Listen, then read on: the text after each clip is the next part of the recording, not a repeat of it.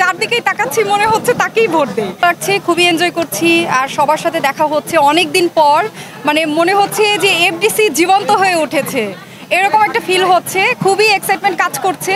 আসলে এটা ঈদের থেকে অনেক বেশি আনন্দের। যদি জানতে চাই, যেহেতু আপনার পরিচিত অনেক মুখ আসলে নির্বাচনে অংশগ্রহণ করছেন, দুই প্যানেল থেকে প্রার্থী আছে পরিচিত অনেকেই, সেই জায়গা থেকে আসলে কি প্রিপারেশন নিয়েছেন কিনা যে কাদেরকে ভোট দিয়ে আসবে যেটা চিন্তা করে এসেছেন, নাকি সামনে দেখে তারপর চিন্তা করে দিবেন?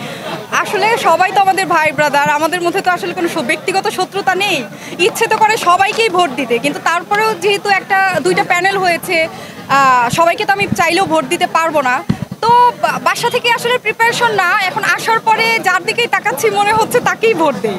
এখন হচ্ছে কেন্দ্রে গিয়ে বুঝতে পারবো যে কাকে ভোট দিব নাকি দিতেই পারবো না, সেটাই আমি বুঝতে পারছি না। কনফিউজড হয়ে গিয়েছি যে কাকে দিতে পারবো না বলতে কি সবার জন্য মায়া হচ্ছে, মনে হচ্ছে সবাইকে ভোট দেই। তো ওখানে গিয়ে আমার মনে হবে যে একে দিব না একে দিব, সবাই তো আমার কাছের মানুষ, এই জন্য একটু কনফিউশন কাজ করছে। তারপরেও যেহেতু দুইটা প্যানেল, কাউকে না কাউকে সবাইকে তো আমি ভোট দিতে পারবো না।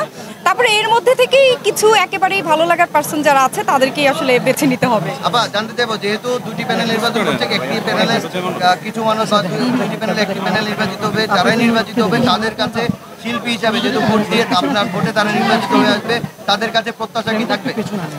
আসলে আমাদের সাধারণ শিল্পীদের ওইরকম কোনো প্রত্যাশা শিল্পী সমিতির উপর থাকে না। আমাদের যেটা চাওয়া যে যেই প্যানেলই আসুক তারা সমিতির জন্য, শিল্পীদের জন্য একটু কাজ করুক।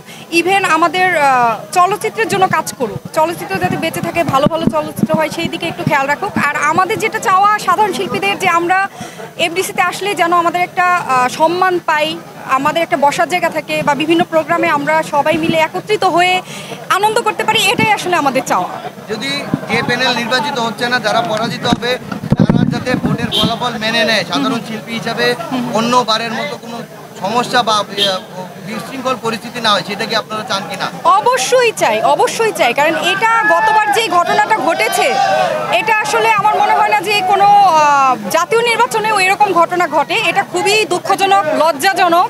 কারণ আমরা সবাই ভাই ব্রাদার, যেই প্যানেলে আসুক আমাদের আসলে ওইরকম কোনো স্বার্থ নাই, প্যানেলে কিন্তু ওইরকম কোনো স্বার্থ নাই। কিন্তু এটা সবচেয়ে ব্যাড এফেক্ট হয়েছে, সেটা হচ্ছে এটা আমাদের এফডিসি থেকে বাইরে সাধারণ জনগণের কাছে যখন এই জিনিসগুলো ছড়াছড়ি হয়েছে, তখন আমাদের শিল্পীদের প্রতি জনগণের এত বেশি মানে ব্যাড একটা এক্সপিরিয়েন্স হয়েছে। এটাই আসলে খারাপ। কারণ আমাদের ঘরের খবর কেন হচ্ছে বাইরে যাবে, আমরা মিলেমিশে কাজ করব, একসাথে থাকবো, এটাই আসলে আমাদের চাওয়া।